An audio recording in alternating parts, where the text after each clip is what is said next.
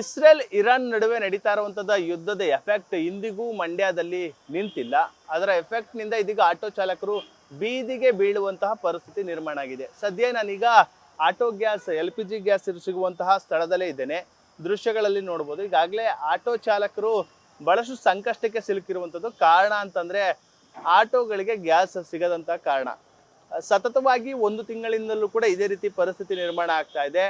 ಬಂಕ್ಗಳಿಗೆ ಏನು LPG ಬಂಕ್ಗಳಿದೆ ಆ ಬಂಕ್ಗೆ gas ಬರ್ತಾ ಇಲ್ಲ, ಸ್ಟಾಕ್ ಇಲ್ಲ. ಆ ನಿಟ್ಟಿನಲ್ಲಿ ಗ್ಯಾಸ್ ಅನ್ನ ಕೊಡ್ತಾ ಇಲ್ಲ. ಇನ್ನು ವಾರಕ್ಕೊಂದು ಬಾರಿ ಸ್ಟಾಕ್ ಬರುತ್ತೆ, ಒಂದೇ ದಿನಕ್ಕೆ ಅದು ಖಾಲಿ ಆಗ್ತಾ ಇದೆ. ಆ ನಿಟ್ಟಿನಲ್ಲಿ ಆಟೋ ಚಾಲಕರು ದೊಡ್ಡ ಮಟ್ಟದಲ್ಲಿ ಸಂಕಷ್ಟಕ್ಕೆ ಸಿಲುಕಿರುವಂಥದ್ದು. ಇಡೀ ಕುಟುಂಬದ ಜವಾಬ್ದಾರಿಯನ್ನು ಹೊತ್ತಂತಹ ಆಟೋ ಚಾಲಕರು ಇದೀಗ ಒಂದ್ ರೀತಿಯಲ್ಲಿ ಕಣ್ಣೀರಿನಲ್ಲಿ ಕೈ ತೊಳೆಯುವಂತಹ ಪರಿಸ್ಥಿತಿ ನಿರ್ಮಾಣ ಆಗಿದೆ. ಅಂದ್ರೆ ಆಟೋ ಚಾಲಕರ ದುಡಿಮೆಯಿಂದಲೇ ಅವರ ಕುಟುಂಬಸ್ಥರು ಕೂಡ ಜೀವನವನ್ನ ಮಾಡ್ತಾ ಇದ್ರು. ಇದೀಗ ಜೀವನ ಮಾಡುವುದು ಹೇಗೆ ಎಂಬ ಒಂದು ಪ್ರಶ್ನೆಗಳು ಕೂಡ ಅವರಲ್ಲಿ ಕಾಡ್ತಾ ಇರುವಂಥದ್ದು. ಯಾಕೆಂದ್ರೆ ಮತ್ತೊಂದು ಕಡೆ ಬೆಲೆ ಏರಿಕೆಯು ಕೂಡ ಎಫೆಕ್ಟ್ ಅನ್ನ ಕೊಟ್ಟಿರುವಂಥದ್ದು. ಅಂದ್ರೆ ಯುದ್ಧದ ಎಫೆಕ್ಟ್ ಮುನ್ನ 50 ರೂಪಾಯಿಗಿಂತ 60 ರೂಪಾಯಿ ಅಷ್ಟು ಗ್ಯಾಸ್ ಪ್ರತಿ ಕೆಜಿಗೆ ಇತ್ತು.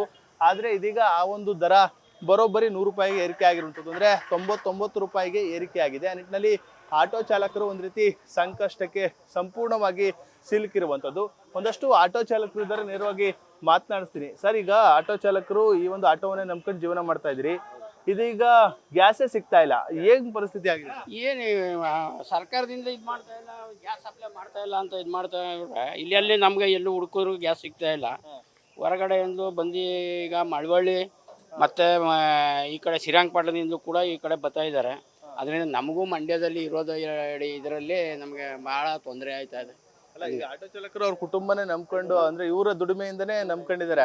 ಕುಟುಂಬಸ್ಥರ ಪರಿಸ್ಥಿತಿ ಏನು? ನಾವೇನು ಮಾಡೋದು ಈಗ ಈಗ ಆಟೋ ಓಡಿಸೋದು ಅಂದ್ಬಿಟ್ರೆ ನಮಗೆ ಇನ್ನೇನು ಯಾವುದೋ ಕೆಲಸನೂ ಬರೋಲ್ಲ. ಇದರಲ್ಲೇ ಜೀವನ ಮಾಡಬೇಕು, ಮಕ್ಕಳು ಮರಿಯೆಲ್ಲ ಇದರಲ್ಲೇ ಸಾಕಬೇಕಾದ್ರಿಂದ ನಾವು ಇದನ್ನೇ ಈಗ ನಾವು ಅದನ್ನೂ ನಿಲ್ಲಿಸ್ಬಿಟ್ಟು 1 ವಾರ ಆಯಿತು ಗಾಡಿ ನಿಲ್ಲಿಸಿ. 1 ವಾರದಿಂದ ನಾವೇನು ಮಾಡೋದು?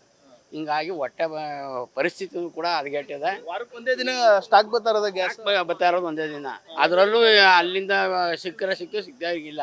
ಹಿಂಗಾಗಿ ಇಲ್ಲೂ ಸ್ಟಾಕ್ ಕರೆಕ್ಟಾಗಿ ಬರ್ತಾ ಇಲ್ಲ. ಒಂದಿನ ಸಿಗ್ತದೆ, ಇನ್ನು 3-4 ದಿನ ಗ್ಯಾಸ್ ಇರಲ್ಲ. ಆ ಪರಿಸ್ಥಿತಿ ಏನ್ ಪರಿಸ್ಥಿತಿ ನಾವು ಗಾಡಿನ ನಿಲ್ಲಿಸ್ಬಿಟ್ಟು ನಿಂತ್ಕೋಬೇಕಾಗುತ್ತೆ. ಇನ್ನೆಲ್ಲೂ ಸಿಗ್ತಾ ಇಲ್ವಲ್ಲ ಗ್ಯಾಸ್, ಇನ್ಯಾವುದು ಆಗ್ತಾ ಇಲ್ಲ. ಅದು ಊಟಕ್ಕೆ ಪರಿಸ್ಥಿತಿ, ಮನೆಗಳು ಏನು ಮಾಡೋದು? ಮನೇಲಿ ಉಣ್ಣೋದು ಇದ್ದಾಗ ಎಸ್ಕೊಂಡು ಇರಬೇಕಾಯ್ತು. ಆ ಥರ ಪರಿಸ್ಥಿತಿ ಉಂಟಾಗದೆ. ಏನು ಮಾಡೋಕ್ಕಾಗಲ್ಲ. ಬೀದಿಗೆ ಬೀಳುವಂತ ಪರಿಸ್ಥಿತಿ, ಬೀದಿಗೆ ಬರುವ ಪರಿಸ್ಥಿತಿ ಇಲ್ಲ ಇದ್ದೀವಿ. ಈಗ ಬೀದಿಗೆ ಬಂದ್ರೆ ತಾನು ಏನು ಹಸ್ಕೊಂಡೇ ಬರ್ಬೇಕಲ್ವ? ಆಗಲೂ ಏನು ಹೊಡ್ತಮ್ಮ ಉಣ್ಕೊಬಂದು ಬೀದಿಗೆ ಬರ್ತೀವ? ಇಷ್ಟು ಈ ಪರಿಸ್ಥಿತಿ ಆಗೈತೆ.